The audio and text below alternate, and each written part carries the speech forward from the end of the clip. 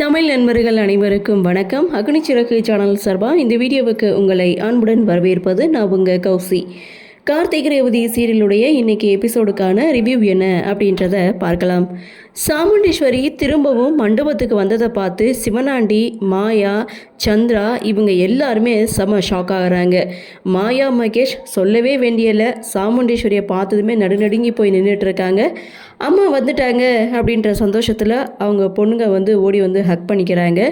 நீங்கள் இல்லாமல் கல்யாணம் நடக்காதுன்னு நாங்கள் சொல்லிட்டோம். ரேவதி கூட குழப்பத்தில் இருந்தால் அப்புறம் அவளும் யோசித்து நல்ல ஒரு முடிவாக எடுத்து நீங்கள் வந்தால் தான் கல்யாணம்னு நாங்கள் கல்யாணத்தை நிறுத்திட்டோன்னு சொல்ல ரொம்ப சந்தோஷம் அப்படின்னு சொல்லிட்டு ஐயர்கிட்ட அடுத்த முகூர்த்தம் எப்போன்னு சொல்லி கேட்குறாங்க. இன்னும் 2 மணி நேரம் கழிச்சு தான் இருக்குது அப்படின்னு சொல்ல, சரி அந்த முகூர்த்தத்திலேயே கல்யாணத்தை வச்சுக்கலாம், இப்போ எல்லோரும் போய் சாப்பிட்டுட்டு வாங்க, கல்யாணம் நல்லபடியாக நடக்கும்னு சொல்லி எல்லாரையும் அங்கேருந்து அனுப்பி வைக்க, ஸோ அந்த இடத்துல சாமுண்டீஸ்வரி, சிவனாண்டி அப்புறம் பரமேஸ்வரி இவங்க 2 பேரையும் பார்த்து இந்த கல்யாணம் நல்லபடியாக நடக்கும் அப்படின்னு சொல்லி மைண்ட் வாய்ஸ் கொடுத்துட்டு ஃபஸ்ட்டு சீனை முடிக்கிறாங்க.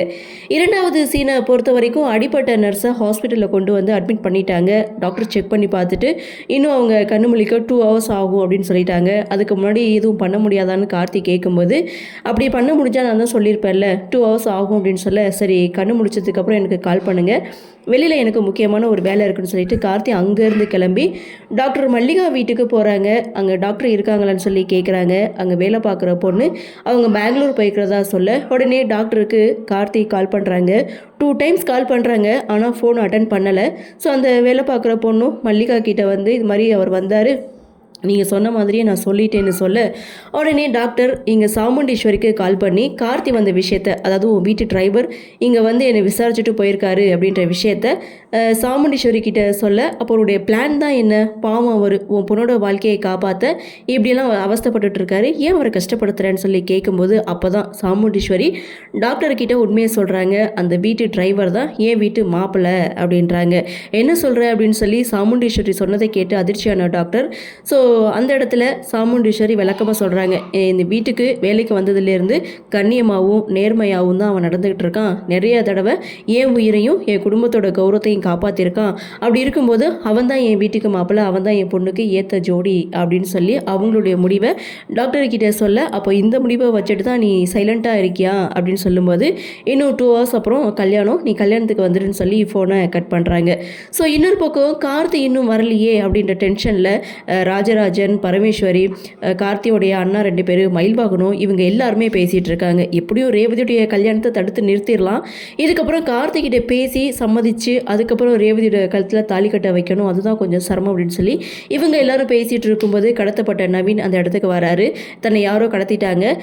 எனக்கு ஒரு விஷயம் புரியலை, நானே இன்றைக்கி தான் பெங்களூர்லேருந்து சென்னைக்கு வந்திருக்கேன், அப்படி இருக்கும்போது எனக்கு யார் விரோதி இருக்க போகிறா அப்படின்னு சொல்லும்போது, மயில்வாகனம் நவீனை யார் அடித்து கடத்தினது அப்படின்ற உண்மையை சொல்ல, ஸோ அந்த இடத்துல நவீன் செம்ம ஷாக் ஆகிறாங்க. இருந்தாலும் தெரியாமல் இது நடந்தது அப்படின்னு சொல்லி மன்னிப்பு கேட்டு இந்த பிரச்சனையை சால்வ் பண்ணுறாங்க. இருந்தாலும் கார்த்தியுடைய வருகைக்காக எல்லாரும் காத்துட்ருக்காங்க. இன்னொரு பக்கம் மாயா, மகேஷ் இவங்க 2 பேரும் செம்ம பயத்தில் இருக்காங்க.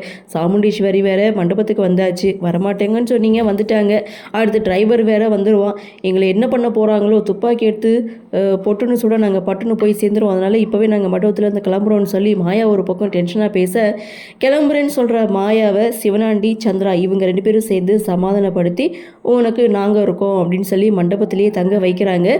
அப்போது சந்திராவும் மாயா கிட்ட அந்த டிரைவர் வரவே மாட்டான், இந்த கல்யாணம் நல்லபடியாக நடக்குன்னு சொல்லும்போது கரெக்டாக கார்த்தியும் என்ட்ரி கொடுக்குறாங்க. என்ன மேடம் சொல்லி வாய் கூட மூடலை, இதோ நிற்கிறான் அப்படின்னு சொன்னதும் எல்லாரும் செம ஷாக்கிங்கில் இருக்காங்க. ஆனால் பரமேஸ்வரி, மயில்வாகனம், ராஜராஜன் இவங்க எல்லாரும் ரொம்ப சந்தோஷத்தோடு இருக்காங்க. இதோட எபிசோடையும் முடிக்கிறாங்க.